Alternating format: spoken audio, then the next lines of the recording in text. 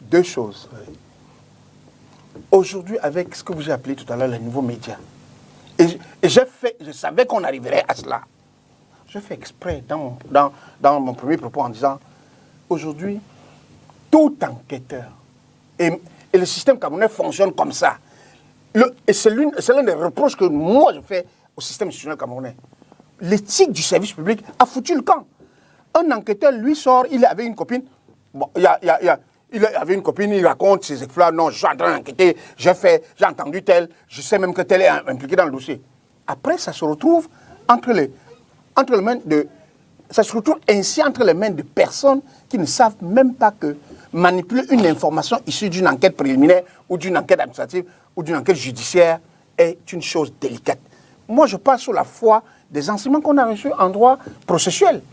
Tout le monde ne le sait pas. Et ça n'a rien à voir avec les journalistes. Je vous dis que les fake news, contrairement à ce qu'on raconte, ne sont pas produites par les journalistes dans cette affaire-là. S'il vous plaît. Elles ne sont pas produites. Les journalistes sont tellement prudents qu'ils n'en parlent pas. Mais regardez sur les réseaux sociaux, qui font les directs. Vous avez vu un journaliste d'un média établi, ou un journaliste à la réputation établie. Moi qui vous parle. Quand je parle de cette affaire, j'exprime des opinions. Je ne parle pas des faits. Parce que les faits, ils sont pour l'instant couverts par ce qu'on appelle, même si ce n'est pas une enquête judiciaire, ils sont couverts par le sceau. Et je fais de ce principe-là un principe irréfragable que je ne viole que devant le juge en chambre de conseil. C'est-à-dire que quand on est en privé, quand on est dans un huis clos. Pour l'instant... Est-ce que ces rumeurs pourraient avoir un impact sur le déroulé de l'enquête? À la vérité, si chacun faisait son boulot, regardez aux États-Unis. Qu'est-ce que les gens n'ont pas écrit sur les événements du 6 janvier au Capitole?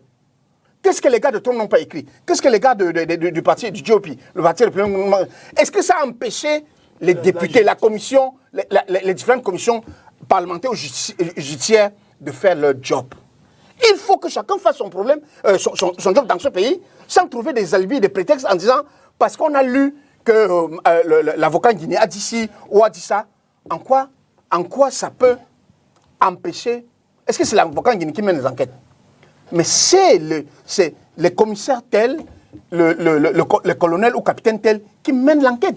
Et ils doivent se concentrer à leur enquête, ne pas chercher des expédients, comme on dit, des prétextes pour faire du mauvais boulot. Parce qu'on attend les résultats de ces enquêtes. Moi, je vous le dis, à double titre, en tant que citoyen et en tant que journaliste. En tant que citoyen, j'estime qu'on ne peut pas continuer dans ce pays à couvrir les crimes que les gens font. Ils ont les cadavres dans leur placard parce qu'ils ont des relations dans le système administratif, policier ou judiciaire.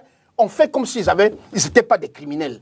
Parce que si des affaires comme celle de Martinez Zogo, si c'est le meurtre de Martinez, meurtre prémédité aujourd'hui, c'est le juge qui qualifiera d'assassinat, peuvent arriver, c'est parce qu'il y a des gens qui pensent qu'ils ont une immunité du fait de leur relation, de leur connexion dans l'appareil administratif. Or, si l'appareil administratif camerounais d'un État ne peut pas être au-dessus, ne peut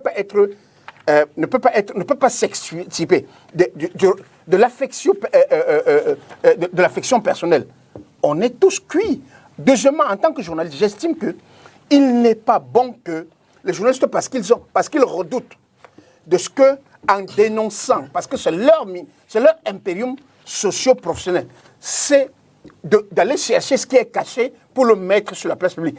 Qu'est-ce qui est caché? C'est les mauvaises pratiques. Les mauvaises pratiques gouvernantes, si moi, journaliste, je commence à craindre que si vous, M. Fouchivé, homme politique, ou M. Wabo, homme politique, ou M. Macron, homme politique, vous avez accès, vous êtes conseiller municipal, vous avez accès à des mauvaises pratiques dans votre conseil municipal, vous ne pouvez pas venir me voir, et parce que je suis un journaliste sérieux, me confier le dossier et que je le traite pour que le public sache qu'il se passe des choses dans un lieu où vous êtes tenu parce qu'on appelle le droit de réserve.